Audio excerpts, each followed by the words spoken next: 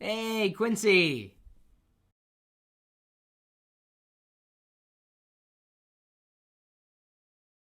As a teenager, I seem to remember a moment in a grocery store. We were checking out. I was with my family, and I remember my dad, telling me that at some point I would need to shave and wear a tie.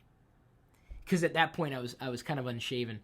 As a teenager, I didn't have much facial hair, but it was still there enough that I should have shaved. And of course, I was wearing a t-shirt as a teen.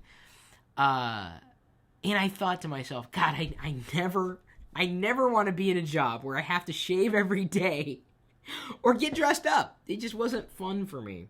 And so I thought less about the profession that I wouldn't want to do and more about what I would not want to do within a profession. Get dressed up, shave, uh, and really follow somebody else's path. I don't think that's ever really been something for me. I've always kind of defined what it is that I want to do, and I've been lucky enough to have been successful to this point in being an entrepreneur.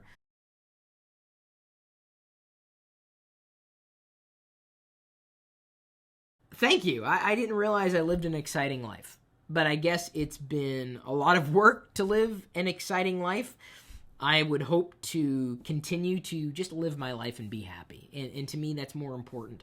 Being happy, that's everything. Because if I couldn't be happy, if I couldn't live with myself, so to speak, at the end of the day, I would want to do something differently. And I hope I never have to do something differently or be someone who I'm not to find that happiness. Because I don't think it's possible. I don't think you could not be yourself and find happiness.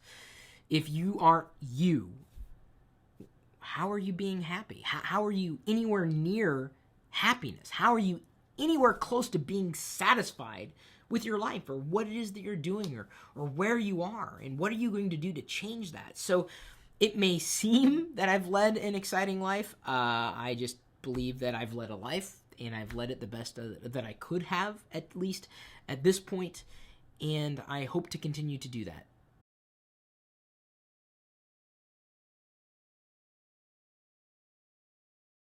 Uh, I'm not a tech video personality so much as I am just a geek. I'm Chris Pirillo. That's who I am. I enjoy Star Wars. I enjoy Lego bricks. I enjoy geeking out over geek lifestyle stuff. I enjoy buying geeky products. I enjoy cartoons and comics and sci-fi. And yes, technology. Sure, I enjoy the latest gadget as much as any other tech geek might enjoy. But pigeonholing me and saying I'm only a tech geek really, it doesn't do me any good because that's not me. It's who you may want me to be or who a viewer may want me to be. But unfortunately, that just never plays out.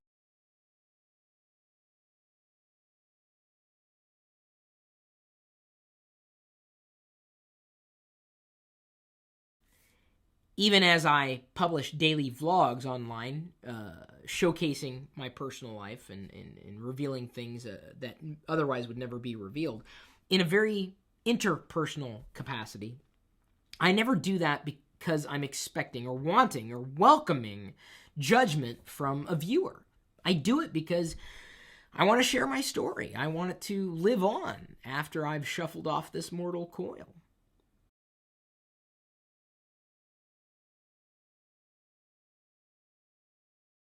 As a child, my main ambition in life really wasn't too far off the mark from what I'm doing now, even though I wasn't really thinking that what I'm doing now could be a career, carving out some kind of niche in being myself and generating revenue.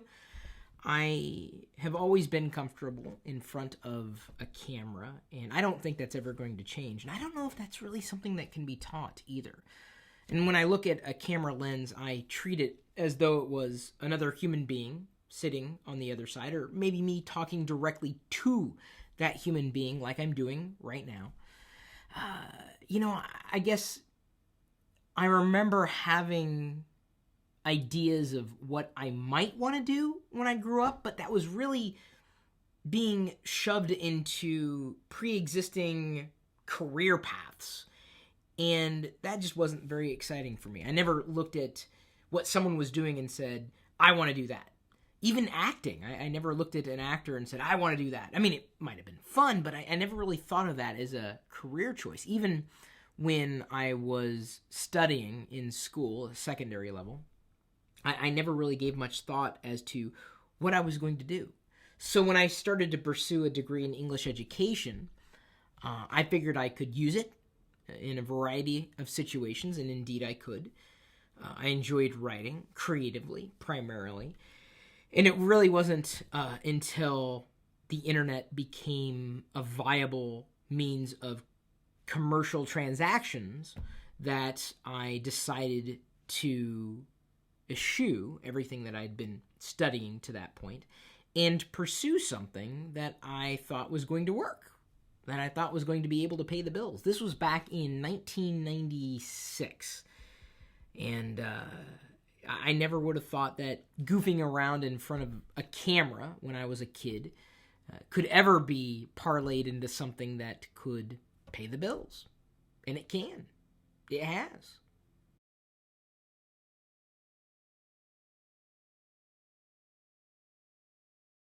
If I was in charge of YouTube, I would do a lot of things differently. Chiefly concentrating on community more than content, and I think YouTube hasn't done enough to this point to really address some of the needs of people who understand the power of the platform. Some people are intent on publishing information and entertainment and putting videos out there, but for those who really value the connection that they have with people who sit on the other side of the lens, YouTube just doesn't do enough for that.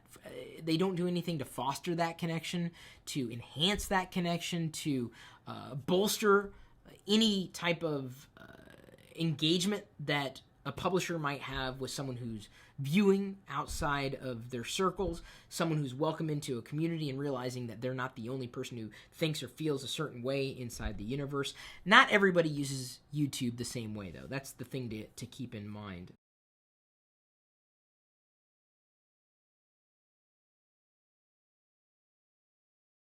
I'm not a fan. There are no other negative signals throughout social media that are so tied into negativity.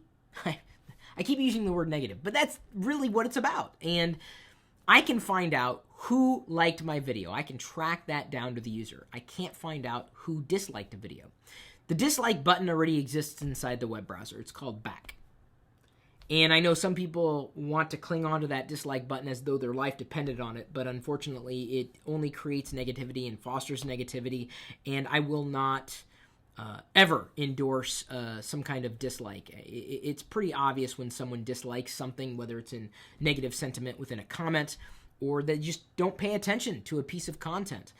And I just find the dislike button completely useless. And I know some people would argue that filtering is a value to dislike buttons, but it's relative. I know liking is relative as well, but liking is not negative. It's positive. And disliking is negative. What are you disliking? You're disliking the video production, the audio quality, the personality, the information being delivered. What? And it's unfortunately something that only stirs up negative emotions and negative feelings and negative consequences. So I really would hope that at some point in the future, the discussion of YouTube having a dislike button would be benign.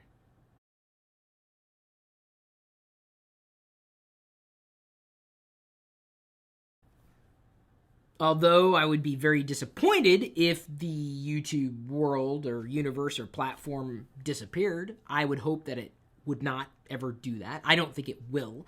I think it has enough cultural staying power to survive for quite a while.